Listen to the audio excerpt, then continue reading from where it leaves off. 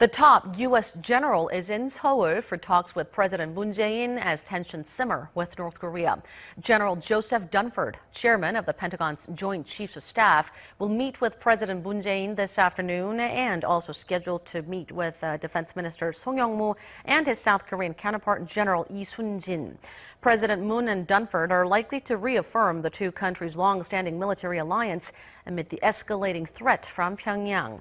The general will also be traveling to Japan and China after his two-day stay in South Korea.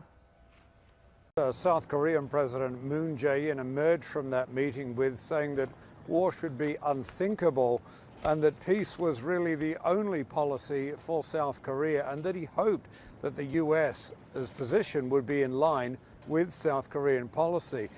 The comments we've heard from General Dunford in the past clearly put him somewhat in line with that position. He has described any potential war on the peninsula as horrific, and he said people that were born after the Second World War simply couldn't imagine the horrors that would happen here if such a war were to occur. But he has said he also believes, given the current tensions, he believes that such a conflict is not unimaginable and that preparations should be taken if such an event were to occur. And despite what President Moon Jae-in is saying, President Moon himself has rolled out the biggest expansion or plans for military expansion here in South Korea that the country has seen in quite a long time. That includes this week fast-tracking the deployment of the extra THAAD anti-missile launchers and now calling for South Korea to have its own nuclear submarine and much bigger payloads on its missiles. So it seems also Moon Jae-in saying that war is unthinkable, but clearly if we look at his policies, he too believes that war is not unimaginable. So really it comes down to a nuance of language. And perhaps there's not that much difference, though for South Korea it's much more personal. And when Moon says that, you know, they'll do everything here to prevent a war from happening, he of course means it. Leland, the United States wants to solve this peacefully, but the military is ready. Chairman of the Joint Chiefs of Staff, General Joseph Dunford, he's in South Korea meeting with top military and political leaders there. The U.S. military says the visit highlights the ironclad commitment to the defense of South Korea in the face of North Korea's provocations and threats. In the United States, Secretary of State Rex Tillerson and Defense Secretary James Mattis, in a joint piece in today's Wall Street Journal, warn any North Korean attack will be defeated and any use of nuclear weapons will be met with an effective and overwhelming response. They also call out China, writing, quote, "Absent China using its influence to show the world how a great power should act to resolve such a well-defined problem as North Korea's pursuit of nuclear weapons and long-range missile capability, others in the region are obliged to pursue prudent defensive measures to protect their people." China did announce today it will begin enforcing new United Nations sanctions against North Korea, suspending imports of coal, iron, and other materials early next month. Leland. North Korea not the only international crisis. Vice President down south in South America talking about Venezuela. Is he sort of doubling down on the president's idea of a military option, or where are they going with that? Now, the president said late last week that he would not rule out a military option in Venezuela. Now, despite warnings from the United States, the Venezuelan government moved forward with a process to write a new constitution. That's seen as President Nicolas Maduro trying to seize more power as the country suffers a deadly economic and political crisis. In a press conference in Colombia, Vice President Pence said the U.S. wants democracy in Venezuela and that it can be achieved peacefully. Colombian President Juan Manuel Santos added that every country in Latin America would not favor any form of military intervention. Leland. All right, Rich Edson in Washington. Rich, thank you. From fire and fury to locked and loaded, U.S. President Donald Trump continues his war of words with the Democratic People's Republic of Korea. Nobody loves a peaceful solution better than President Trump, that I can tell you. Hopefully it'll all work out. And if anything happens to Guam, there's going to be big trouble in North Korea. Concerned that the DPRK is close to achieving its goal of putting the mainland United States within range of a nuclear weapon has underpinned a spike in tensions in recent months. President Trump took to Twitter over the weekend to warn DPRK leader Kim Jong-un that U.S. military solutions are now fully in place. And that message also is brought by U.S. Joint Chiefs of Staff Joseph Dunford, who is seeking to reaffirm the strong U.S. alliance with South Korea. As you know, I'm on the way to China this week, and I wouldn't think of coming to the region without coming seeing our close friends and allies here in the Republic of Korea. The DPRK said it will develop a plan by the middle of this month to launch missiles over Japan and the U.S. territory of Guam, an important military base and tourism spot in the Pacific that thousands of Americans call home. In response, South Korean President Moon Jae-in said there should be no more war on the Korean peninsula and urged to resolve the nuclear situation in peace. There must be no war on the Korean peninsula. Whatever ups and downs we face, the North Korean nuclear situation must be resolved peacefully. Moon also said he believes the United States will respond to the current situation responsibly in a stance that is equal to South Korea. In the meantime, many in the international community are calling for calm, despite Trump speaking of military options. Chinese President Xi Jinping has called for peaceful resolution in a telephone call with Trump, urging all sides to avoid words or action that raise tensions. The White House said in a statement that the relationship between the two presidents of China and the U.S. is an extremely close one and will hopefully lead to a peaceful resolution of the peninsula problem. At the same time, the DPRK's plans to fire missiles towards Guam has pressured the government of Japan, which has called for more readiness in the face of the DPRK threat. But still, the international circumstance is difficult to deal with. The DPRK reportedly is making preparations for further military provocations, possibly a nuclear test or more missile launches, as the country has warned of more action. Natasha Hussain, CGTN. Back to my take. President Obama did not face the kind of ridicule that President Trump's being met with right now. Lieutenant Colonel Ralph Peters joins us this morning, Fox News strategic analyst. I don't believe that we should be calling our president names when he's the commander-in-chief facing this kind of guy with a nuke overseas. I think that's the wrong thing to do. What says Ralph Peters? When we are faced with the possibility, even a remote possibility of war, certainly we should support the president on those policies. But, you know, you raised earlier, a few minutes ago, the idea of we're facing a madman with a nuke in North Korea. Well, he's actually got several nukes. But we've also got Vladimir Putin, who's not a madman, who's got 6,000 nukes, and the president praises him. So I think while I strongly disagree with the vociferous nature of the things said by, for instance, Congressman Ellison, claiming that somehow Kim Jong-un is more rational than President Trump. That's beyond the pale. Of course it is. Yeah, but they're going to seize on this, Ralph. They will seize. They're looking at us and saying, is there division? How much support does President Trump really have? Can we influence American opinion so they'll go back to negotiating whether President Obama did and his predecessors? They're watching this. They're taking support from the left in America. You are absolutely right. But, Stuart, I just think there's a deeper problem here. It's a deeper problem than just Trump. And you know, Obama he suffered his share of attacks, too, but it goes back. The fundamental problem politically that we have, Stuart, is that we haven't had a serious president from either party, a fully qualified president, in a quarter century. We had Bill Clinton, a huckster who rode an economic boom with which he had nothing to do. Then you had George W. Bush, a well-meaning mediocrity and the worst judge of subordinates since Ulysses S. Grant. Then you had an ideologue, a hard-left ideologue, who was a coward unable to make a decision.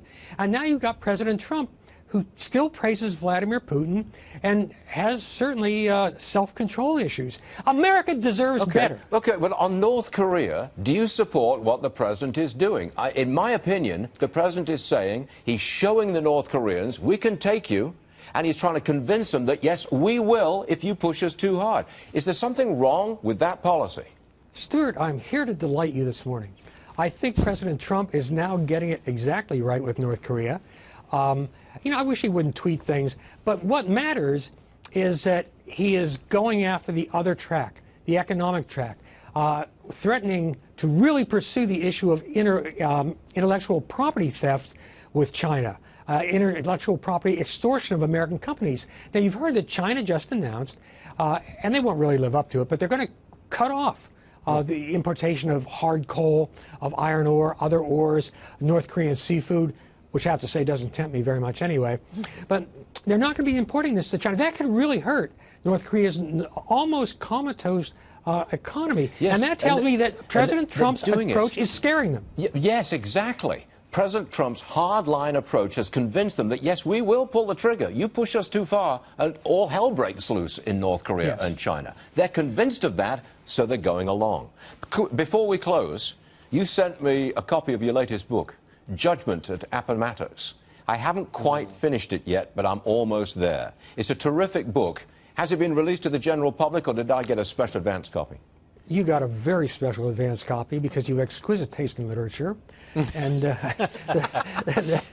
the book goes on sale on August 29th, and I hope I'll see you when I'm in New York promoting it, Stuart. It's a really good book, Ralph. It really is. Nobody writes about the Civil War and makes me understand what it was really like you do. And that's really good stuff. We may disagree on a few things, Ralph, but you're a hell of a writer, and that's a fact. Come and see us in New York, okay? See you soon. Thank you. Jeffress, on this show on Friday. Roll tape. In Romans chapter 12, Paul says that individually we're to forgive those who wrong us. But in Romans 13, he deals with the role of government. And he says government is, quote, a minister of God sent by God to punish those who practice evil. And he goes on to say that God has given government the power of the sword. That means the ability to take life either through capital punishment or even through war. Okay, I think we'd better be joined now by Father Jonathan Morris, a Catholic priest, a frequent guest on this program. Big smile this morning. Good morning, Father. I'm a friend of Pastor Jeffress, and I said very clearly to him that I think he's mistaken in his wording, also in his reasoning. Okay. Let me explain why.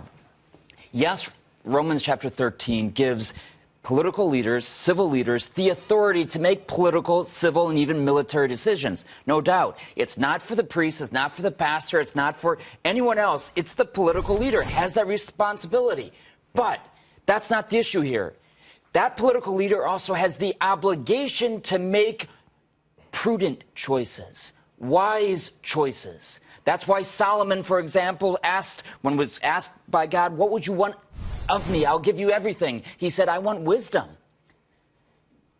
Political leaders need wisdom because taking out, for example, what Pastor Jeffress actually said was that President Trump has the divine right to take out Kim Jong-un. Okay, that suggests that it's a very simple thing. He's got the right, he can do it.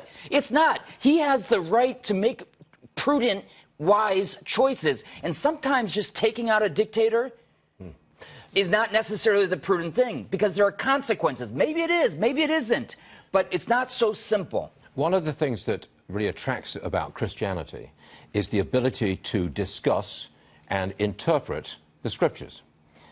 We don't have a dogmatic view of it. It is open to interpretation.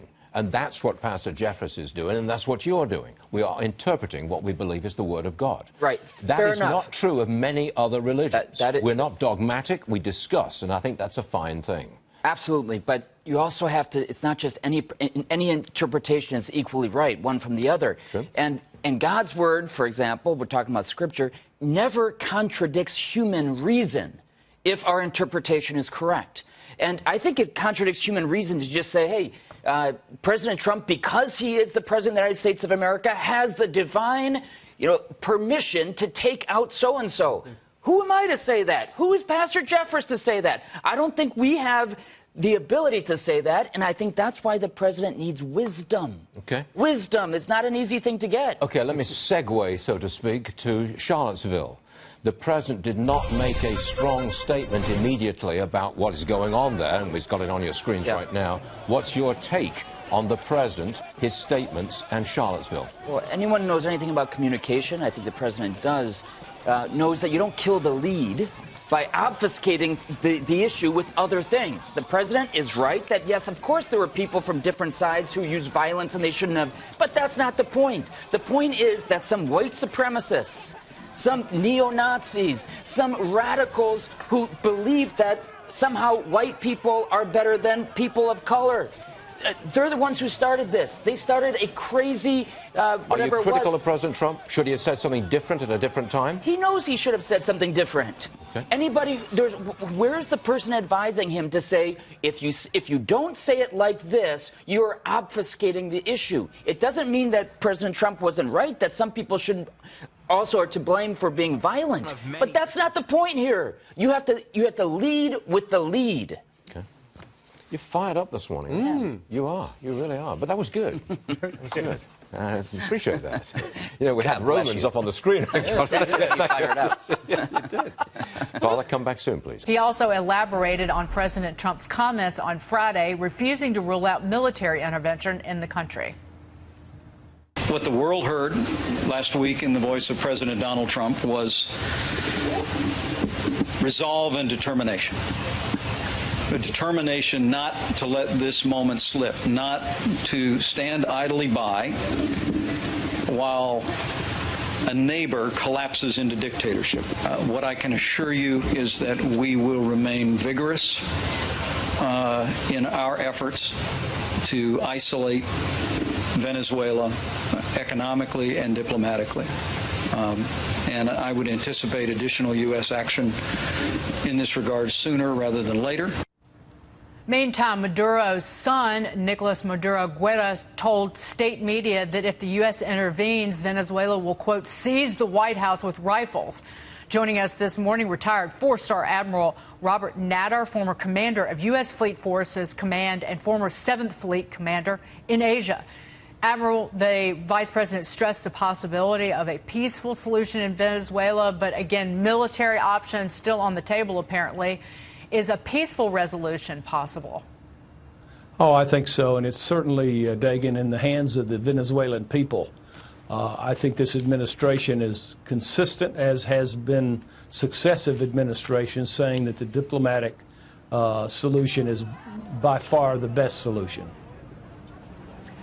Admiral, I want to get Andrew Peek in here. Andrew, do you have a question? Yeah, Admiral, one of the problems, in my view, is that the Venezuelan regime has a monopoly on force, of course, and has even armed a lot of its supporters who aren't in the security forces to keep order and inflict political violence on his behalf, much like the Syrian regime did.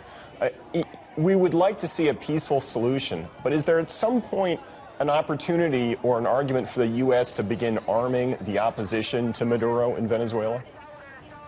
Look, the solution in Venezuela is definitely the people of Venezuela. How that's done, be it through their own institutions, their own military, their own people, ultimately have to resolve this.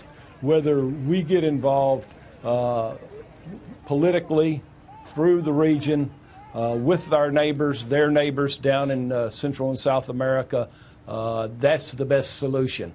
I don't want to predict how we might assist this process, but ultimately it does come down to the people of Venezuela. Hopefully their leadership down there, their institutions will ensure a democracy prevails there. Well, the threat to certainly people in the United States is very real. Admiral, after we found out a top Venezuelan lawmaker may have orchestrated an assassination plot against Florida's Senator Marco Rubio. This is a report in the Miami Herald. The alleged threat was believed to have come from the ruling party leader, Diosdado Cabello. While it was uncorroborated, federal authorities beefed up Rubio's security detail after the threat. Your thoughts on that? Well, I'd like to stress that this is speculation to this point. Having said that, any political leader in a nation has got to, the nation itself has to stand by those kinds of actions. And so that sort of an event, should it happen, or should it be proven, is a very, very serious assault on American institutions and our government. I want to turn to North Korea, the rising tensions with the Hermit Kingdom. There's an editorial from Defense Secretary James Mattis and Secretary of State Rex Tillerson, an op-ed that's in the Wall Street Journal this morning, focusing on the regime of Kim Jong-un. They write together, the U.S. is willing to negotiate with Pyongyang. But given the long record of North Korea's dishonesty in negotiations and repeated violations of international agreements, it is incumbent upon the regime to signal its desire to negotiate in good faith. A sincere indication would be the immediate cessation of its provocative threats, nuclear tests, missile launches, and other weapons tests. The op-ed comes as North Korea recalls key ambassadors from China, the UN, and Russia to the country's capital. A South Korean government official says that the country is hosting what appears to be a meeting of foreign diplomatic missions. Admiral, your thoughts on this op-ed? Because going into it, they don't want, Mattis and Tillerson say they don't want regime change, that they want denuclearization, but again, that they seem willing to talk to North Korea. Your reaction? Well, as stated in the editorial, North Korea has a long history of utilizing diplomacy to just continue their actions with regard to long-range missile development and nuclear weapons development. The United States appropriately is saying, enough, we're not going to be duped with this process and this approach any longer. They want and they need an obvious statement on the part of North Korea preceded by actions. And I think their approach here stressed the importance to China of negotiating this in good faith and through the observance of actions on the part of North Korea, not just empty talk. Andrew? Admiral, what would, in your view, a campaign to eliminate North Korea's missile and nuclear capability look like? Well, a military campaign or a military diplomatic campaign? No, a military campaign. A military campaign. Well, obviously, that would be a campaign of last resort, as you well know. Only when all diplomatic efforts are exhausted. But it would obviously be preceded by an air campaign, a missile campaign. Hopefully it would be conventional, but it would be ugly by any description. The ugliest military action we would have seen since World War II. You spent your career in surface ships in the Navy, I believe. What role would cruisers and destroyers play? Well, as you well know, the cruisers and destroyers have a large number of surface-to-surface missiles, Tomahawks. They also have a very able surface-to-air capability against opposition aircraft, and they have a missile defense capability against the launch of missiles, whether they be conventional or nuclear armed. Admiral, thank you for being here this morning and covering so much ground for us. Admiral Robert Natter, we'll see you soon. Thank you, Dagan.